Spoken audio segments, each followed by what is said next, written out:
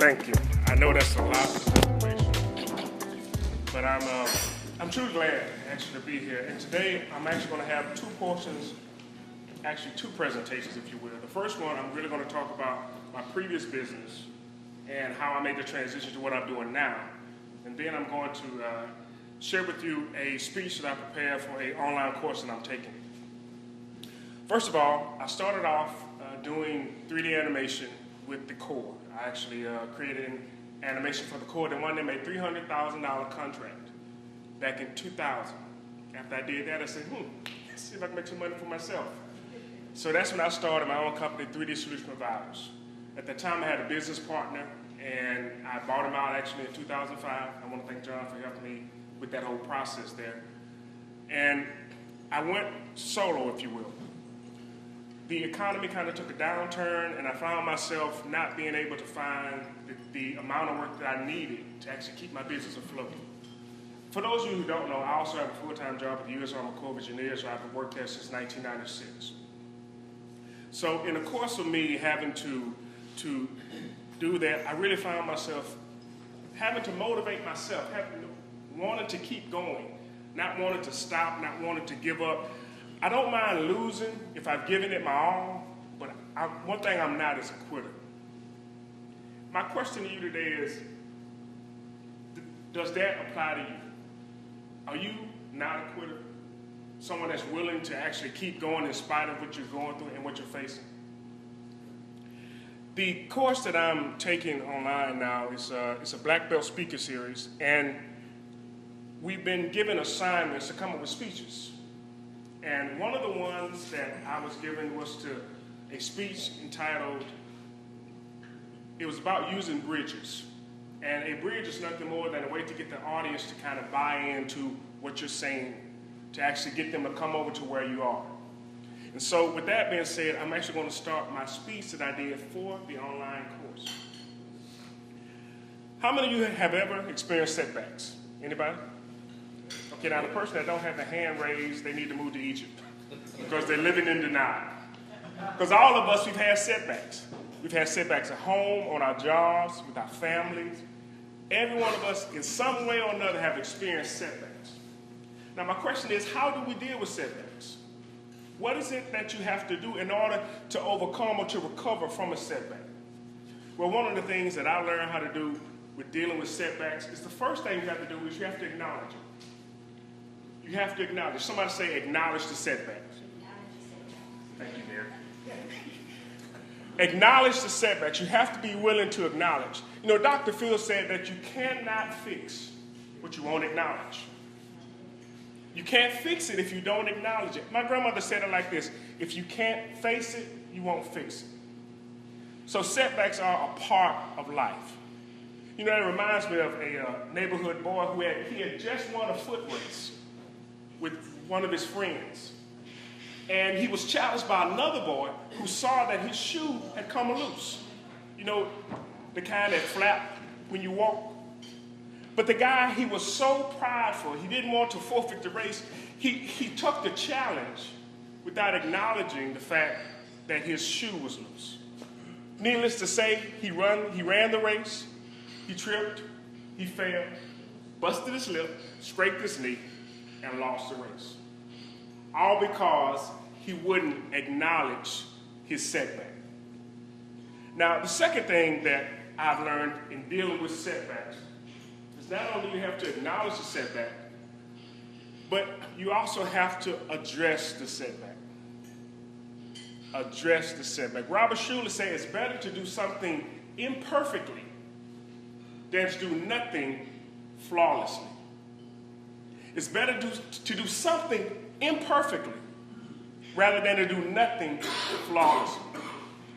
You know, the quickest way for us to delay getting to our goal is to not address the issue. You may have an issue on your job. You may have an issue with your employees. You may have an issue at home with your children. But if you don't address it, if you don't do something about it, then how is it going to be fixed? You know, when we moved in our first house, our washer and dryer and hot water heating hookup was 20 feet from the house. So needless to say, my wife wasn't too happy when she had to go out there at night, in the morning when it was cold, or maybe on rainy or foggy days to wash clothes. So I took it upon myself, and this is before I knew Dennis Brown. Unfortunately, he's already gone. This is before I knew him, but I took it upon myself to actually run some hot and cold water pipes in our house. Now, believe me, I am nobody's plumber. But I said, I'm smart enough, I can get this done, I can get this taken care of. So I go out and I buy everything that I need, and I get to work. Early Saturday morning, I turn the water off at the meter, and I start working. And I work all day. I mean, I'm up in the attic running pipes up through that. And I tell you, that in and of itself, it was like being in an oven. Because there was no breeze, there was no fan, it was immensely hot. But I worked all day, and I thought I had it fixed. I put my clamps in place, I had all my pipes and everything. So I go jogging out to the street to turn the water on, and go straight back up to the house like I've done something. My wife comes to the door and says, turn it off, the water's running everywhere. So needless to say, I had to go out there and turn it off, and that day, my entire family had to go over to our in-laws to take a bath because I couldn't turn the water back on in the house. You see, I tried to do something to address the issue.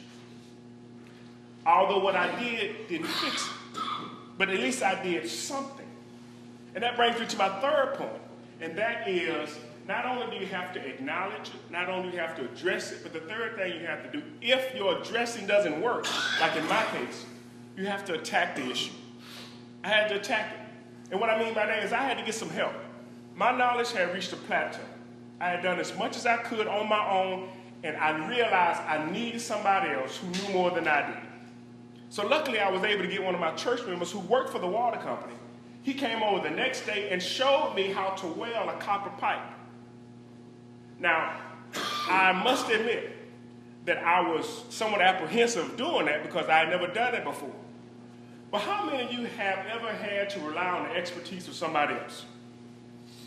Okay, and you feel a whole lot better when they're there because they've done what you're trying to do. And that's what I had to learn, even with that setback of not being able to fix my own situation. But I had to get some help in doing so. So what I'm trying to help all of us understand is that setbacks are a part of life. You can't get over them, you can't get around them, but you have to deal with them. You have to first acknowledge that they're there. After you've acknowledged it, then you have to address it. You have to do something about it.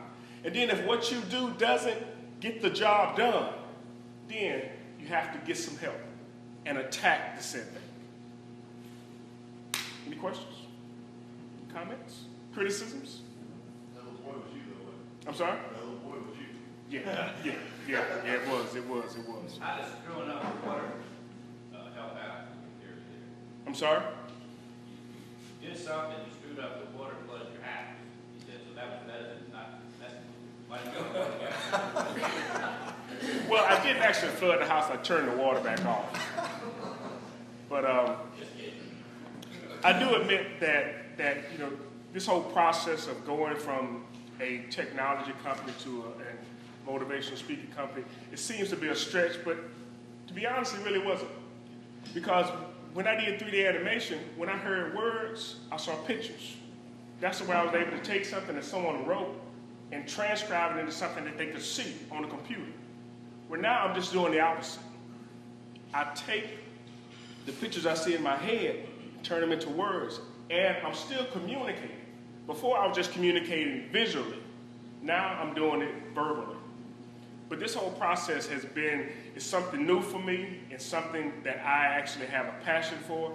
And if it's okay with the board, I would like to send out a link, and of course you can just look at it at your leisure. But in 2013, I gave 2 speeches. One was a commencement speech to ITT Tech. The other one was a commencement speech to Remington College. And both of them were well received. I particularly liked the one that I did for ITT Tech because it talked about never stop. Never stop learning, never stop connecting, and never stop teaching. And it went over really well with the students because they understood, although I'm graduating, I can't just sit on my loins and I can't just, stop learning. I have to keep that process going. And that's what I've been doing. even over the past 20-something years, I'm still learning and educating myself. And I want to encourage each of you to do the same. Yeah. Are you still going to be dealing with 3D solution providers? No. And the reason that I'm not is because I've learned that I can't spread myself too thin. Of course, in fact, you heard from my bio, I have a wife and 5 kids. And I mean, stepping out of bed is like stepping out of an airplane. I'm serious. I mean, if I'm ever sitting at home on the couch and not doing anything, I've forgotten something. I mean, just point blank. Me and my wife, we sit there and we say, what did we forget to do? Because if you ever find a moment to where we have unscheduled quiet time, something has gone left undone. So, Second part of that question, how do you charge for speaking work? Do you charge? How does that work? well, in fact, because I'm just starting out, I'm actually speaking for free for now. I'm in the process of putting together taking my content and packaging it in books and CDs and DVDs. So that may offset some of the costs up front. I'm actually scheduled to, this course that I'm taking, once I complete it, how many of you know Les Brown? Motivational speaker? Okay, well, some people. Well, I'm scheduled to actually speak on stage with him in March after I finish this course. So hopefully, in fact, that's going to give me, some more exposure in this arena. Now, Les gets paid $25,000 an hour to speak. Yes, $25,000 an hour. My hope is just to even start off with maybe $500 and work my way up from there. But I know that Les didn't get where he was, without making that investment and continuing to learning and coaching and all that. And so I've actually stepped into that realm of doing that. So at this point in time, I'm taking any offers, that are given to me. In fact, as far as pricing is concerned.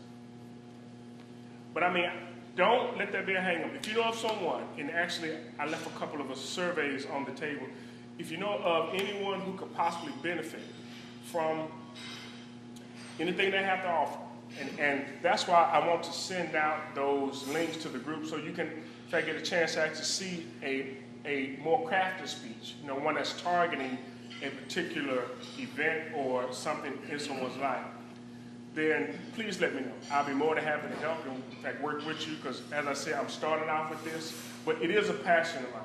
I realize there are a lot of people that are afraid to speak in public, and actually public speaking is the #1 fear in the world. You know what my fear is? Not speaking.